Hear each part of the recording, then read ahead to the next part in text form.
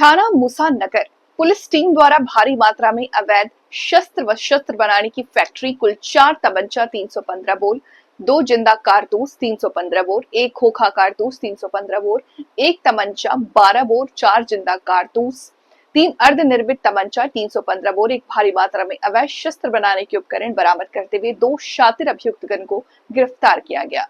जनपद कानपुर देहात पुलिस द्वारा अपराध नियंत्रण की दिशा में घटनाओं की रोकथाम व अवैध शस्त्रों के विरुद्ध चलाए जा रहे विशेष अभियान के क्रम में थाना मूसानगर पुलिस द्वारा कार्रवाई करते हुए मुखबिर खास की सूचना पर अभियुक्तगण जाहर सिंह पुत्र स्वर्गीय आत्माराम, महेंद्र पुत्र जाहर राम, कानपुर देहात, हालपता ग्राम क्योटरा बांगर, थाना मूसानगर, जनपद कानपुर देहात को कुल 4 तमंचा 315 बोर, 2 जिंदा कारतूस 315 बोर और इत्यादि के साथ गिरफ्तार किया गया।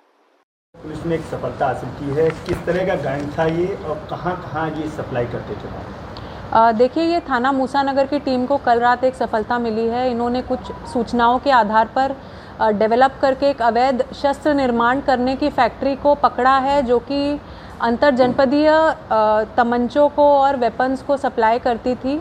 और इनके द्वारा रिकवरी में 7 315 बोर के तमंचे हैं, जिसमें से 4 तो पूर्ण रूप से निर्मित थे और 3 अर्धनिर्मित थे। इसके अलावा एक 12 बोर का भी तमंचा है और कुछ खोखे मिले हैं 4-5, जिनमें से कि कुछ यूज्ड हैं और कुछ अनयूज्ड हैं।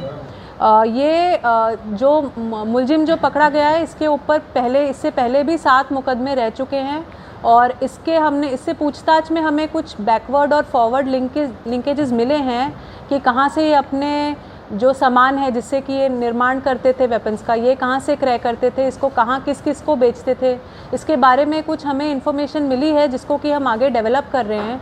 इसको डेवलप करने से और जो भी कार्रवाई इसमें होगी उससे दोबारा आप लोगों को अवगत कराया जाएगा। इसमें कई संगीन मुकदमे दर्ज, आर्म्स एक्ट जैसे गुंडागर्दी नियंत्रण, तो क्या ये अभी तक आप लोगों की निगाह से बचा रहा है या करता रहा? इतनी बड़ी रिकवरी, कब से फैक्ट्री चल रही है? देखिए, ये फैक्ट्री अभी इसने रिसेंटली यहाँ पर डाली है, तो ये कोई बड़ा स्ट्रक्चर लेकर के परमानेंटली नहीं चलते हैं। ये जगह ढूंढ के हर कुछ दिनों में, हर कुछ माह में डिमांड के हिसाब से अपना नया फैक्ट्री शुरू से स्टार्ट करते हैं। तो हमारे यहाँ भी जो इनके द्वारा बताया गया है कि हम पिछले कुछ दिनों से 1 या 1.5-2 माह से इधर आए थे और इसको हम लोग डेवलप कर रहे थे। पूरी तरह से डेवलप करने के बाद फिर हम इसमें रेट दी गई है और इसमें ये सफलता हासिल की गई है। मैम, क्या इनके साथ और भी लोग हैं या केवल यही बात? जी, कुछ सूचनाएं हम लोगों को मिली है, कुछ नाम इसमें आगे आए हैं, जिनके ऊपर कि हम लोग टेक्निकल और अन्य एविडेंसेस का जायज़ा ले रहे हैं और इस पे आगे की जो भी कार्रवाई होगी होपफुली आप लोगों को जल्दी अवगत कराया जाएगा। मैम, सप्लाई कहाँ कर रहे थे?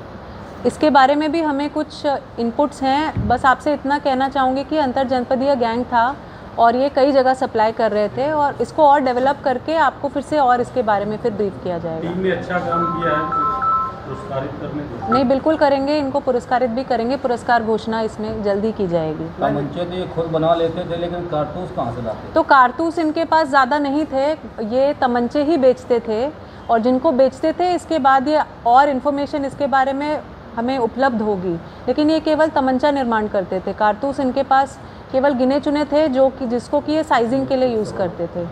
मैम, इस घटना को लेकर के पुलिस को अगर जोड़ा जाए तो कई सफलताएं भी पूर्व में मिली, क्या कहेंगे? पुलिसिंग व्यवस्था कितना बेहतर कर रहा है? जी, उच्च अधिकारियों के गाइडेंस में जो हमारे एडीजी जोन हैं, डीआईजी सर हैं और इनफैक्ट बिल्कुल ऊपर लेवल से डीजीपी सर की जो हमें दिशा निर्देश रहते हैं, जो उनके गाइडेंस रहते हैं, उसी के क्रम में इससे पहले भी हमें, आप जानते होंगे कि अकबरपुर में एक सफलता मिली है कि जो एक गैंग था जिनके ऊपर भी कई मुकदमे थे इंक्लूडिंग रेप और चोरी, उनको भी कल उनके खिलाफ कार्रवाई हुई है, जिसमें कि उन्होंने फायर किया और जवाबी फायरिंग में 2 लोगों को गोली लगी है। ये भी हमारी टीम की एक सफलता है।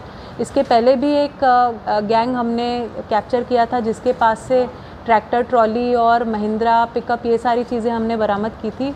तो जिस तरह से सीनियर्स गाइड करते हैं और हमारी टीम मेहनत करती है, हमारी यही कोशिश रहती है कि हम बेटर से बेटर पुलिस परफॉर्मेंस दें, जिससे कि कानपुर देहात की जनता और बेहतर अपना जीवन यहाँ पर यापन कर सके।